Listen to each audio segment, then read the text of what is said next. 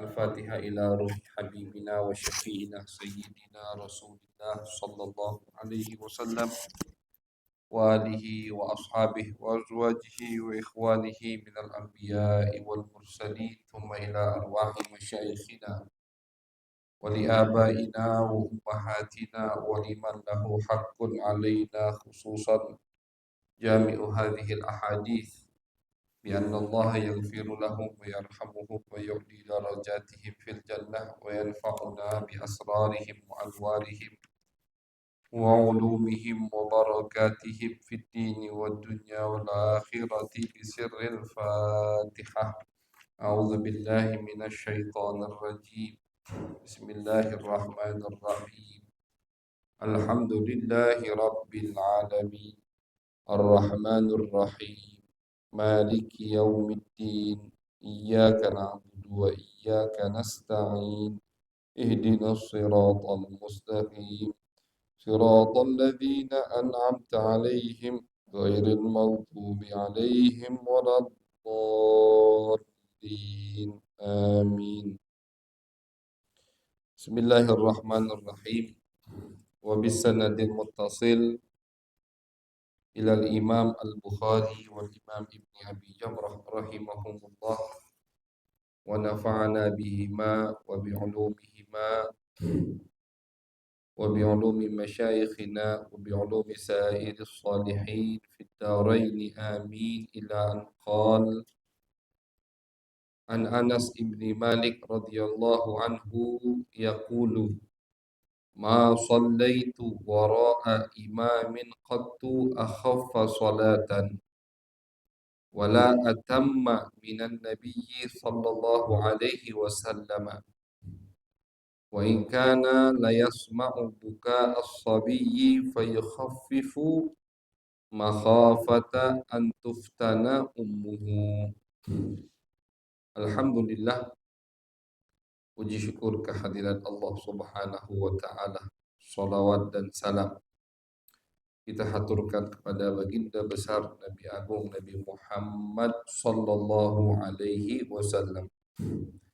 Masyarul hadirin wal hadirat jamaah yang dirahmati oleh Allah. Alhamdulillah, pada malam hari ini kita bisa melanjutkan kajian daripada pembacaan hadis yang dikumpulkan oleh Al-Imam Al-Bukhari, hadis sahih Al-Bukhari, yang mana kita berada di hadis nomor 43 dari kumpulan hadis Bukhari. Hadis nomor 43 diriwayatkan oleh sahabat Nabi yang bernama Anas bin Malik radhiyallahu taala anhu. Anas bin Malik, beliau mengatakan ma shallaitu. Anas bin Malik, seperti yang kita ketahui, Anas bin Malik ini adalah sahabat yang hidupnya itu beliau habiskan untuk menjadi pembantu baginda Nabi besar Muhammad sallallahu alaihi wasallam. Dari Nabi hijrah sampai Nabi wafat, Anas bin Malik selalu membersamai baginda Nabi Muhammad sallallahu alaihi wasallam. Dari umur beliau 10 tahun. Anas bin Malik itu ketika pertama kali bersama Nabi atau menjadi pembantunya Nabi, umurnya 10 tahun. Ketika Nabi baru hijrah ke kota Madinah, banyak yang ngasih hadiah ke Nabi. Ada sahabat yang bawa ini, yang bawa itu, perabotan rumah. Ibu Anas bin Malik adalah perempuan yang salihah yang bernama Ummu Sulaim. Beliau membawa Anas bin Malik, yang dibawa anaknya. Beliau katakan kepada Nabi, ya Rasulullah, kalau orang lain ngasih ini, ngasih itu, aku tidak punya apa-apa. Tapi yang aku punya anakku ini ya Rasulullah, maka jadikanlah dia pembantumu ya Rasulullah.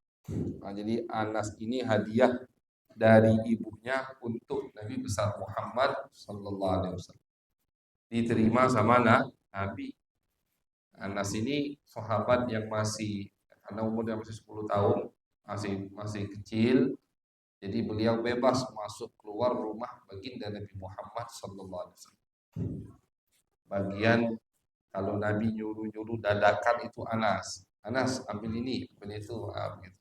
Walaupun kalau kita kumpulkan banyak sahabat yang mau jadi pembantu Nabi. Banyak pernah kita dapatkan yang dikumpulkan oleh guru kami dalam kitab beliau Az-Zakhair Muhammadiyah hampir 70. Ya karena sahabat semua berebut pengen jadi pembantu Nabi. Siapa yang nggak mau jadi pembantu Nabi? Akhirnya sama Nabi biar adil dibagi tugasnya. Ada sahabat yang tugasnya khusus bagian nyimpen sendal Nabi. Ada sahabat yang tugasnya khusus menyiapkan air wudhu Nabi.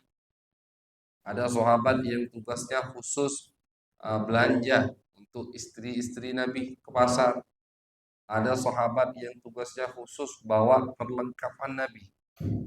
Seperti kotak kecil, Nabi kalau kemana-mana itu dibawa terus. Kenapa dibawa? Udah itu tugasnya cuma itu. Seperti Abdullah bin Mas'ud tugasnya bawa sendal Nabi.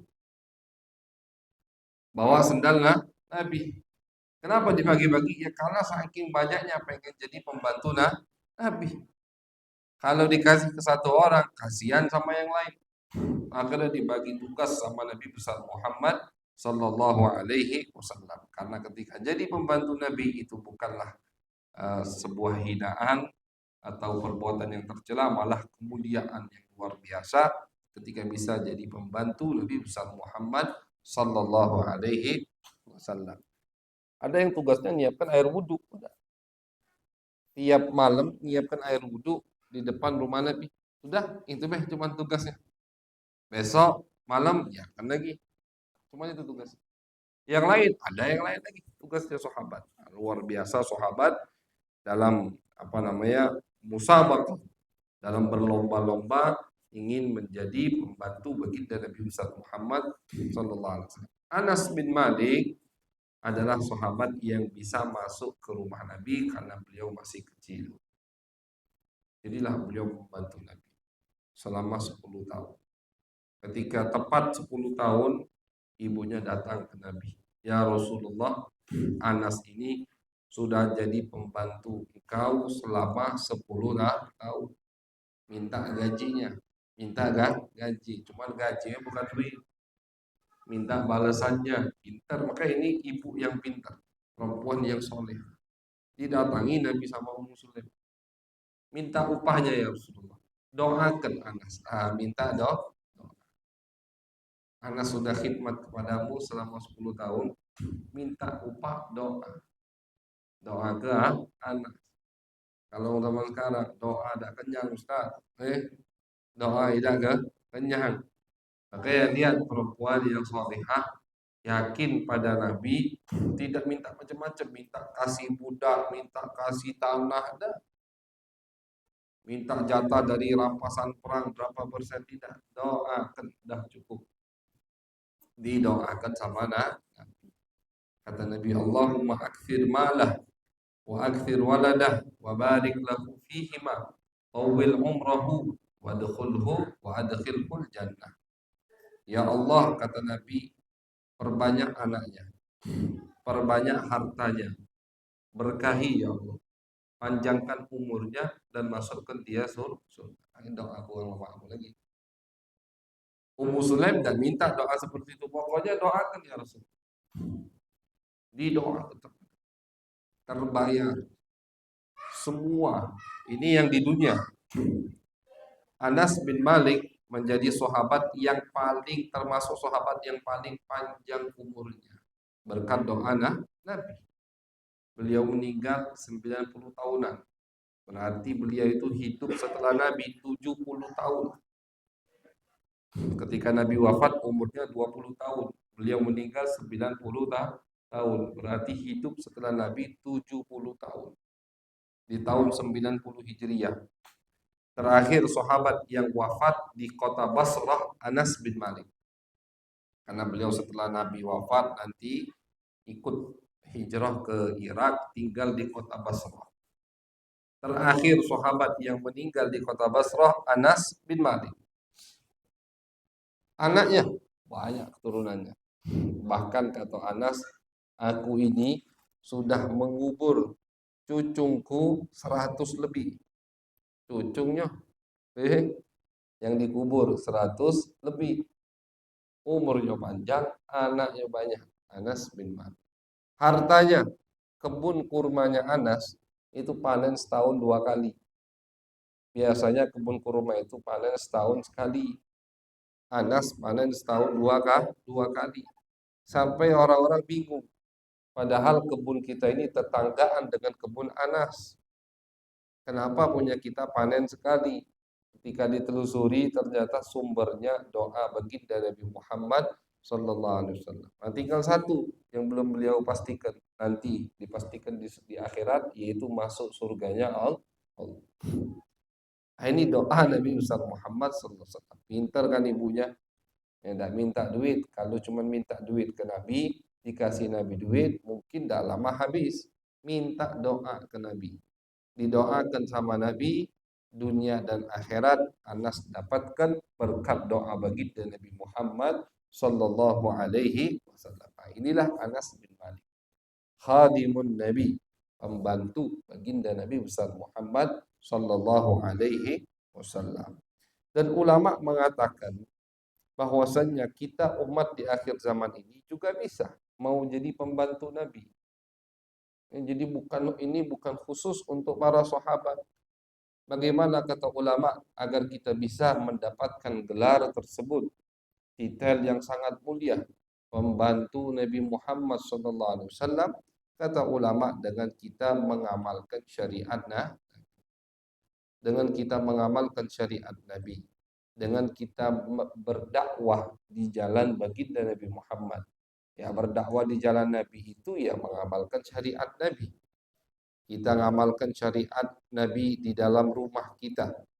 Perhatikan sholat anak istri kita. Perhatikan pergaulan anak-anak kita, putri kita. Auratnya bagaimana. Ini termasuk pembantu Nabi Muhammad. Jadi bantu Nabi itu bukan hanya dengan bawa sendal. Itu khusus untuk yang hidup di zaman Nabi. Setelah Nabi wafat masih bisa kita. Jadi dengan mengamalkan syariat Nabi Muhammad. Tidak usah jauh-jauh Pak. Kita jaga bewang rumah kita. Jaga anak cucu kita. Tidak usah jauh-jauh dulu.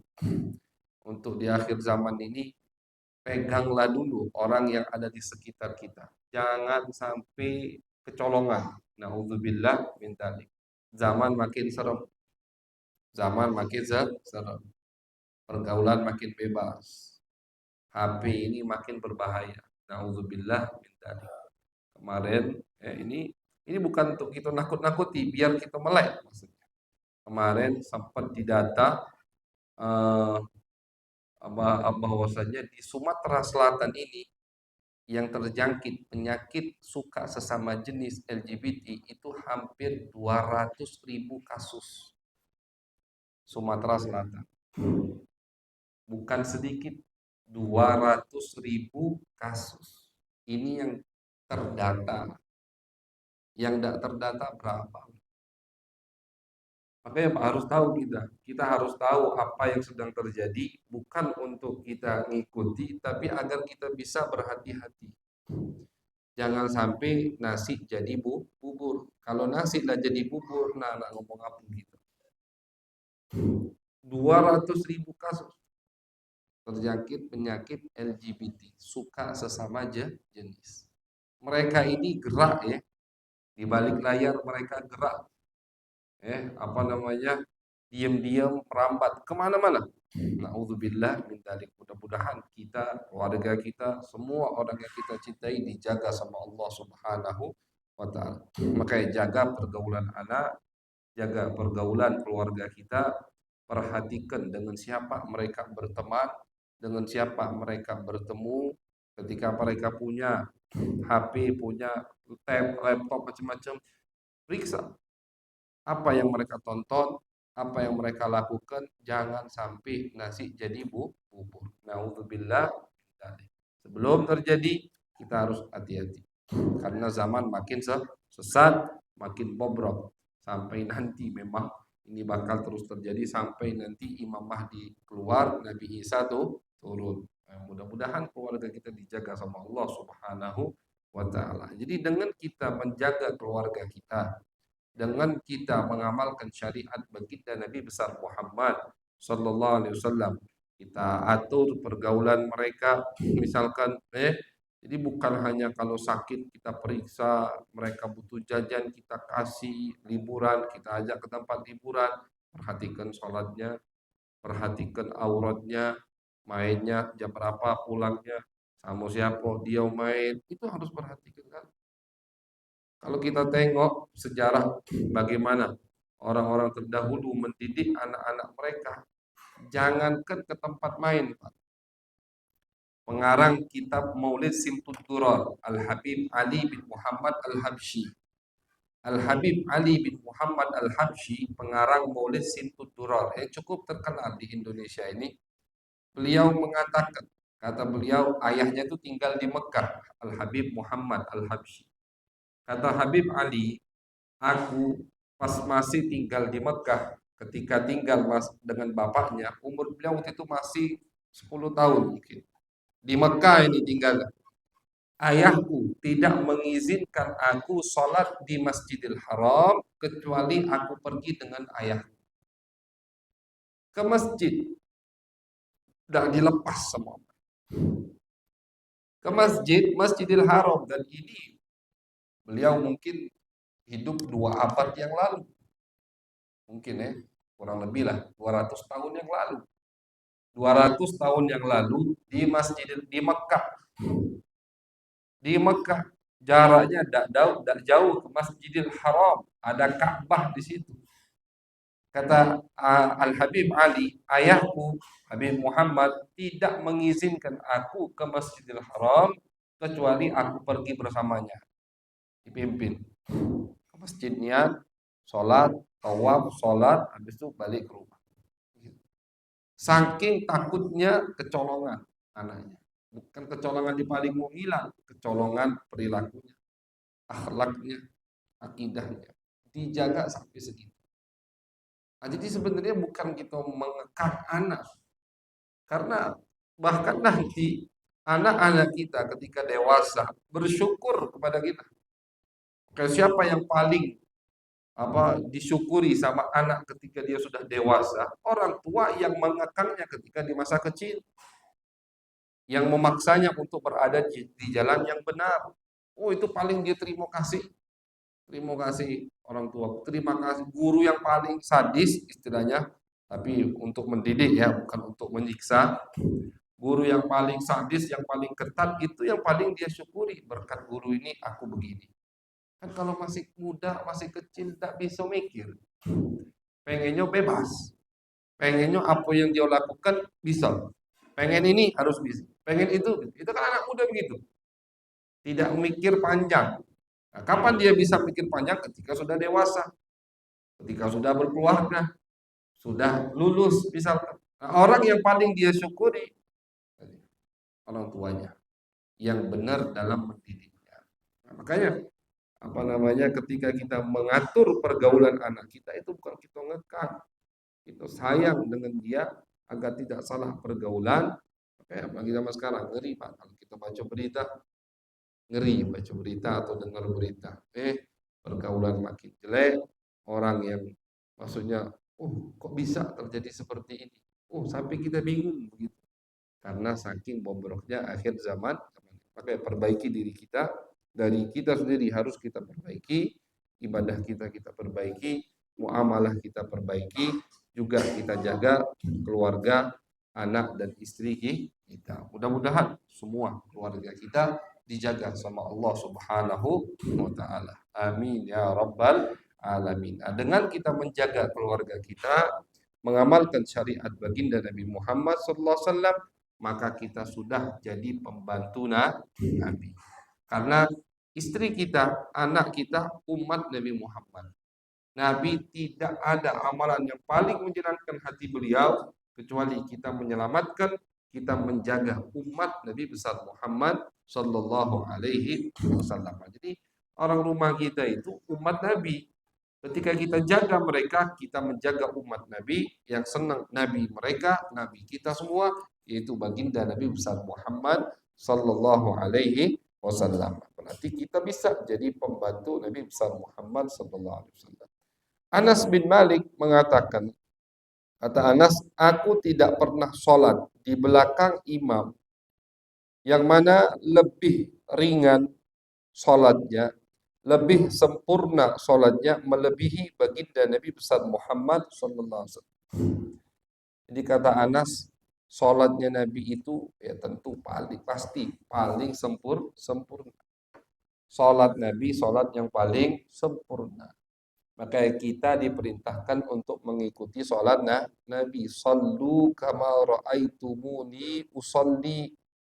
Kata Nabi, sholatlah kalian seperti aku sholat. Sebagaimana kalian melihat aku sholat, nah sholatlah aja itu, kata Nabi Muhammad. Karena sholatnya Nabi, sholat yang paling sempurna. Anas bin Malik mengatakan, aku tidak pernah sholat di belakang imam yang lebih ringan sholatnya. Lebih sempurna, melebihi baginda Nabi besar Muhammad SAW. Nabi itu Pak, kalau jadi imam, jarang panjang. Kalau jadi imam, kalau beliau jadi imam, karena kata ulama kita harus perhatikan dari segala sisi ya, seluruh penjuru. Nabi imam, berarti yang sholat sama Nabi siapa? Semua pengen sholat sama Nabi. Bapak-bapak yang sudah tua, yang banyak gawi, yang ninggalkan ini, ninggalkan itu, perempuannya lain lagi, mungkin ada yang ninggalkan masakan, ada yang ninggalkan anak, ada yang ninggalkan orang tuanya yang harus dirawat. Nabi imam, semua pengen sholat sama Nabi. Makanya beliau Nabi besar Muhammad SAW setiap jadi imam itu tidak pernah panjang yang berlebihan. Kalau jadi imam, Anas bin Malik, Nabi sholatnya istilahnya singkat, tapi sempurna. Jangan sampai singkat, oh pengen sholat singkat, akhirnya tuh makninanya tidak kati. Nah, itu bukan singkat, tidak benar sholat. Ada sempat viral kan itu rame sholat terawihnya cepetnya 20 banpun itu bukan sholat, main-main itu Pak. Sholat ini tidak boleh kita jadikan tempat untuk main. Kita ngadep Allah. Bayangkan deh, tidak usah ngadep Allah. Misalkan ngadep bos, ngadep Pak Gubernur, ngadep Bapak Presiden, model kita kayak gitu, satu-satu, marah dia. Kamu menghinaku, harus sopan, harus pelan jalannya, mundurnya, kan gitu. Ini ngadep makhluk, bagaimana ngadep Khalik Allah Subhanahu wa Ta'ala, ya tidak benar itu. Mendingan sholatnya 8 tapi tumak nina yang sempurna daripada 20 atau 100 tidak ada tumak ninanya. Buat apa? Tidak dinamakan sholat. Ringan sholat Nabi, singkat sholat Nabi, tapi sempurna. Kayak kata Anas, sholat Nabi singkat, ringan, cepat, tapi paling sempurna. Kata Anas, paling sempurna. Jadi beliau jarang memanjangkan sholat ketika statusnya imam. Kenapa? Karena semua pengen sholat sama Nabi. Nabi itu rahim, penuh dengan kasih sayang. Jadi semua dipikirkan sama Nabi Muhammad SAW. Dan inilah yang harus diambil, ditiru oleh semua imam. Imam itu ketika sholat, dia jangan mikirkan diri dewe, tapi mikirkan wong yang di belakang. Mungkin ada bapak-bapak yang tidak sanggup sholat lama-lama, tegak lama-lama, maksudnya berdiri yang lama. Apalagi misalkan jadi imam di tempat-tempat yang orang pasti pengen cepat, seperti di stasiun, di terminal, di bandara, di pelabuhan, di mall, sholat, bacanya Yasin, lama pula. Tinggal uang, pesawat kami tidak terbang. Kami pengen sholat dulu sebelum naik pesawat. Nah, itu. Jadi imam-imam di tempat-tempat tersebut itu dituntut sekali untuk cepat sholatnya. Ringan sholatnya, singkat tapi sempurna. Karena jangan cuma mikir, dia imam, tidak ada nak kemana-mana, tugasnya cuma imam. Tidak mikirkan yang lain. Yang lain ini udah mau terbang, ada yang stasiun kereta udah mau jalan, Ada yang di mall meninggalkan anak istrinya di luar, dia nyempatkan untuk sholat misalkan. Ya kan gitu. Atau ada pekerja yang batas waktu istirahatnya singkat untuk sholat, menyempatkan diri untuk sholat. Nah, jadi harus diperhatikan semua. Makanya yang jadi imam itu lebih dianjurkan yang jadi imam yang tahu siapa makmumnya. Yang dianjurkan sebetulnya yang jadi imam yang tahu siapa di belakangnya. Yang paling tahu siapa yang ada di belakangnya, mereka lah yang dianjurkan lebih lebih afdal untuk jadi imam. Seperti baginda Nabi Muhammad sallallahu alaihi wasallam. Kata Anas, Nabi itu wa ikana la yasma'u buka as-sabi fa yakhaffifu makhafata an tuftana ummuh. Terkadang Nabi sholat, baca surat, suratnya ini agak panjang. Tapi tiba-tiba Nabi mendengar anak kecil nangis. Anak kecil nangis. Akhirnya kata Anas sama Nabi, sholatnya dipercepat. Kenapa? Takut ibunya kepikiran. Takut ibunya gelisah. Takut ibunya tidak khusyuk. Nah, makanya daripada sholatnya panjangnya berlebihan tapi tidak khusyuk, mendingan singkat tapi khusyuk. Nabi takut ya, takut dengan ibu kepikiran kenapa anakku, ada apa-apa ini? Nah, itu macam-macam pikiran ibunya. Akhirnya sama Nabi dipercepat sholat. Nah, ini Nabi kita Nabi besar. Padahal beliau tuh paling suka dengan sholat. Tapi ketika jadi imam hukumnya beda. Bukan ini urusan pribadi, ini urusan semasjid. Makanya ketika beliau sholat sendirian, sholat malam, wah itu panjang-panjang. Kakinya itu sampai bengkak-bengkak. Tawarramat qadama, kata Siti Aisyah, kaki Nabi sampai belah-belah. Orang kalau berdiri terlalu lama, apalagi ketika musim sangat dingin, Madinah kalau dingin kan luar biasa. Itu kata Siti Aisyah, kaki Nabi sampai bengkak-bengkak dan mengeluarkan darah. Saking lamanya Nabi berdiri.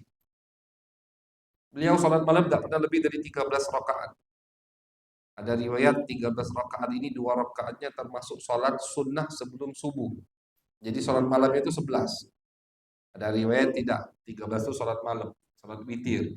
Tidak pernah lebih dari itu. Tapi yang dibaca rakaat pertama Al-Baqarah, rakaat kedua Al-Imran.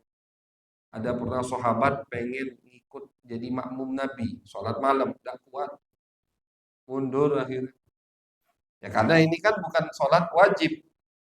Dianya yang pengen jadi makmum Nabi. Ikut Nabi sholat malam berjamaah. Tidak taunya Nabi baca Baqarah. Rukuknya, kata sahabat ini, kalau salah Mu'az sahabat ini. Rukuknya itu sepanjang ketika Nabi qiyam. Rukuknya juga panjang. Sujudnya juga begitu. Bayangkan. Lama sholat malam Nabi. Berdirinya lama. Rukuknya lama. Sujudnya lama. Sholat sendirian. Ini sholat sendirian. Nabi baca Baqarah. Nah, sedangkan selain itu, nah, sholat maghrib, Nabi kadang baca ya walaupun kalau dibandingkan sholat kita sekarang ini udah terlalu ringan, terlalu singkat, Pak. Kalau sholat Nabi singkat memang, tapi singkatnya itu jangan dibayangkan seperti sesingkat kita. Coba lihat Jumat misalkan. Jumatnya Nabi itu baca surat Qaf dan surat Al-Jum'ah. Sunnahnya yang dirutinkan sama Nabi baca surat Qaf. Surat Qaf itu kurang lebih hampir 3 halaman. Surat Qaf. Hampir 3 halaman. Qaf wal Qur'anil Majid. Hampir 3 halaman rakaat pertamanya. Rakaat keduanya surat Al-Jum'ah 2 halaman. Itu seperti itu singkatnya Nabi. Salat maghrib kadang Nabi pakai surat wal mursalati urfa. Wal mursalat itu 1 halaman lebih sedikit. Salat maghrib. Salat apa namanya? Salat subuh. Kalau di malam Jumat subuh baca surat As-Sajdah dan surat Al-Jumu'ah. 2 surat ini dibaca sama Nabi. Nah, jadi memang singkat sholat Nabi, cuma kalau dibandingkan sholat kita sekarang, sholat kita ini udah sangat lebih singkat dari sholat Nabi. Nah, jadi kalau imam misalkan subuh baca sabihis, hal adaka, jangan dipermasalahkan. memang seperti sholat subuh, sholat zuhur, sholat isya itu agak diperpanjang sholatnya. Maghrib memang disunahkan surat yang pendek-pendek. Isya agak sedikit panjang. Subuh paling panjang. Isya sedikit panjang. Subuh paling panjang. Subuh itu sholatnya paling panjang. Ini misalkan dia baca sabihis, hal ataka, jangan dipermasalahkan. Karena memang sunnah Nabi subuh agak lebih panjang. Jadi singkat sholat Nabi, kalau beliau jadi imam, ketika beliau sholat sendirian, sholat beliau sholat yang paling panjang. Karena Nabi menikmati ketika sholat bermunajat kepada Allah Subhanahu wa Ta'ala. Mudah-mudahan kita bisa mengikuti sunnah baginda Nabi Muhammad Sallallahu Alaihi Wasallam, bisa kita amalkan, bisa kita terapkan, dan kita bisa jaga, kita bisa ajak keluarga kita untuk mengamalkan syariat baginda Nabi besar Muhammad Sallallahu Alaihi Wasallam. Amin ya Rabbal Alamin. Allahumma aghdina bil وزينا بالحلم وأكرمنا بالتقوى وجملنا بالعافية ربنا تقبل منا إنك أنت السميع العليم تب علينا إنك أنت التواب الرحيم صلى الله على سيدنا محمد وعلى آله وصحبه وبارك وسلم والحمد لله رب العالمين والسلام عليكم ورحمة الله وبركاته.